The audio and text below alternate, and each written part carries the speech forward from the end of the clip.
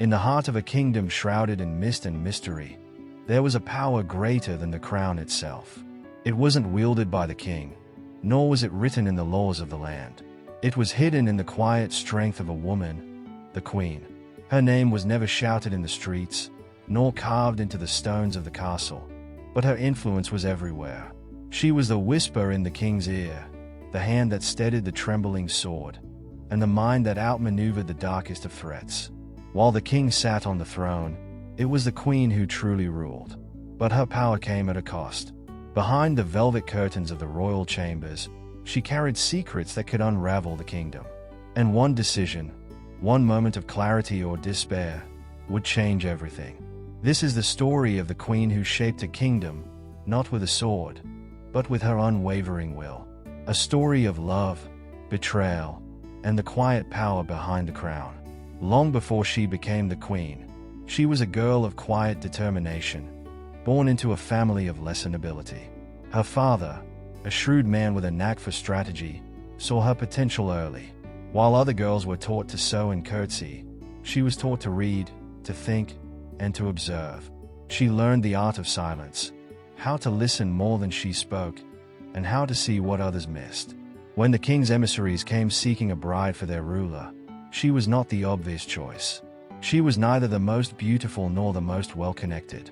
But she had something far more valuable, a mind sharp as a blade and a heart steady as the northern star. The king, weary of the shallow ambitions of courtiers, saw in her a partner, not just a prize. Their marriage was not born of passion, but of mutual respect.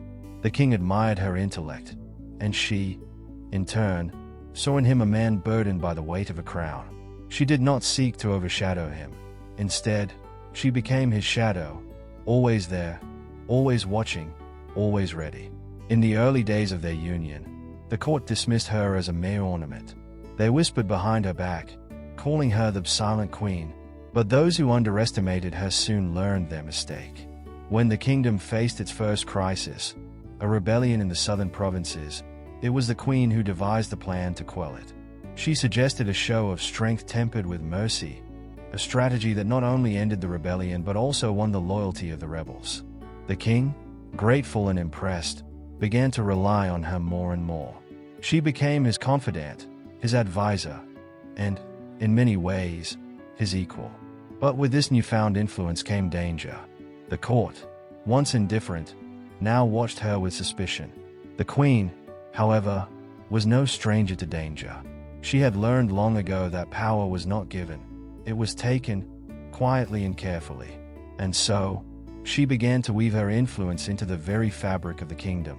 She did not seek glory or recognition. She sought stability, prosperity, and a legacy that would outlast her. But as her power grew, so did the shadows around her. For every ally she gained, she made an enemy. And in the shadows, those enemies began to plot. As the years passed, the queen's influence became undeniable. She was the unseen hand guiding the kingdom through storms both literal and metaphorical. When famine struck the eastern lands, it was her idea to open the royal granaries and distribute food to the starving. When trade routes were threatened by bandits, she orchestrated a plan to secure them without shedding a drop of blood. The people began to whisper her name with reverence, though they never saw her face. They called her the Veiled Protector, a title that both honored and concealed her. But within the castle walls, the mood was different. The nobles, once dismissive, now watched her with a mixture of awe and fear. They saw her not as a queen, but as a rival, a woman who had risen too high, too fast. The king, though grateful for her counsel, began to feel the weight of her influence. He was a man of action, accustomed to leading with strength and authority. But the queen's methods were subtle, her decisions often made in private, away from the eyes of the court. This divide between them grew, not with anger, but with a quiet tension that neither could name. It was during this time that a new threat emerged. From the northern mountains came rumors of an invading force, led by a warlord known only as the Iron Wolf. His army was small but fierce, and he had already laid waste to several border towns.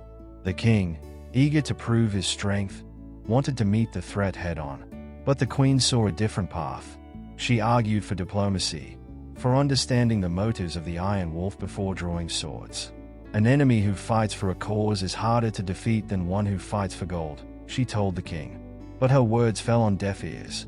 The king, swayed by the pride of his advisors, prepared for war. The queen, however, was not one to stand idle. While the king rallied his troops, she sent her own emissaries to the north. They carried no weapons, only words, and a promise. What they discovered would change everything. The Iron Wolf was not a mere bandit. He was a man driven by loss, by a desire to avenge his people, who had been wronged by the kingdom years ago. The queen saw an opportunity, not just to end the threat, but to heal an old wound. She devised a plan to offer the Iron Wolf a place in the kingdom, a chance to rebuild what had been lost. But this plan would require sacrifice, a sacrifice that would test the queen's loyalty to the king and her own principles. As the kingdom stood on the brink of war, the queen prepared to make a choice that would define her legacy. But in the shadows, her enemies watched, waiting for her to falter. Night draped the castle in shadows as the queen paced the cold stone corridors, her mind a maelstrom of conflicting loyalties and inevitable choices. The threat of war loomed like a gathering storm, and now every whispered rumor and secret correspondence weighed on her heart.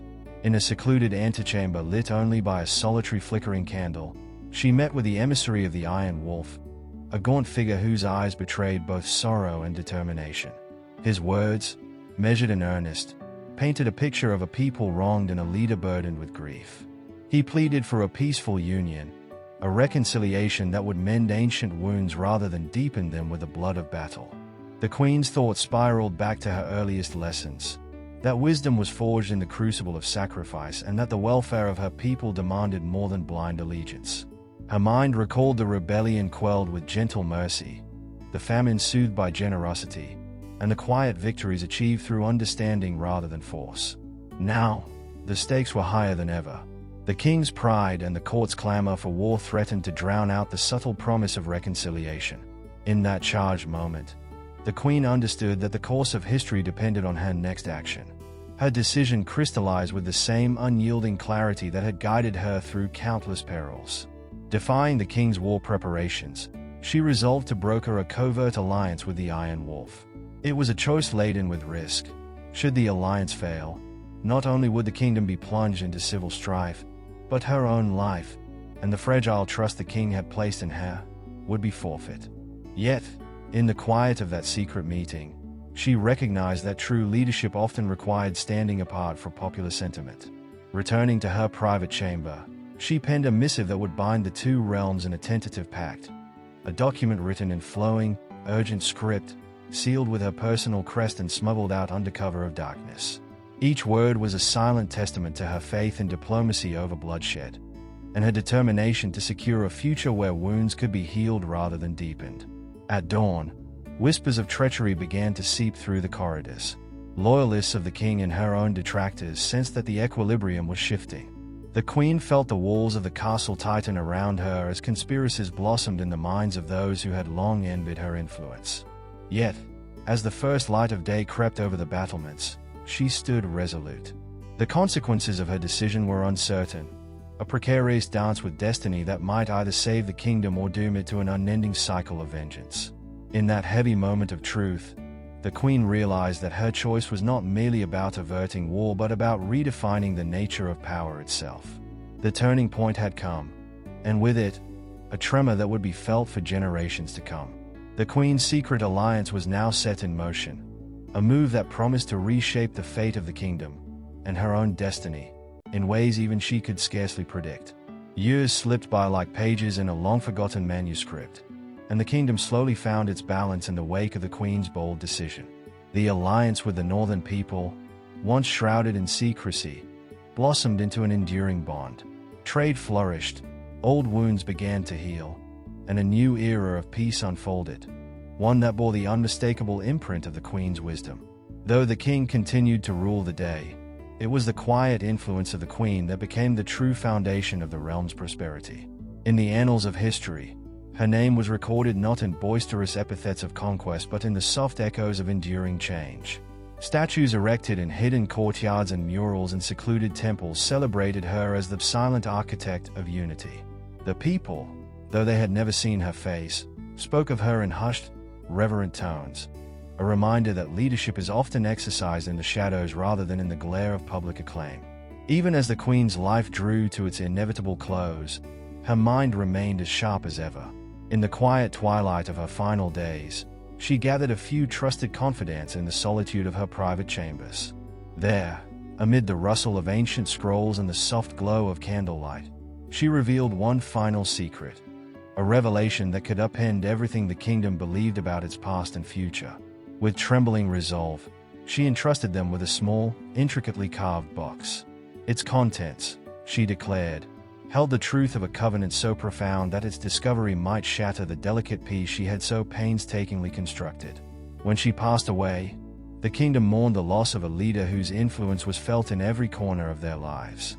Yet, in the corridors of power and in the hearts of the people, her legacy endured, a legacy built not on the clamor of war but on the quiet power of compassion and foresight. Over time, whispers spread of the mysterious box, of the secret it safeguarded, and of a promise that its revelation would one day change everything.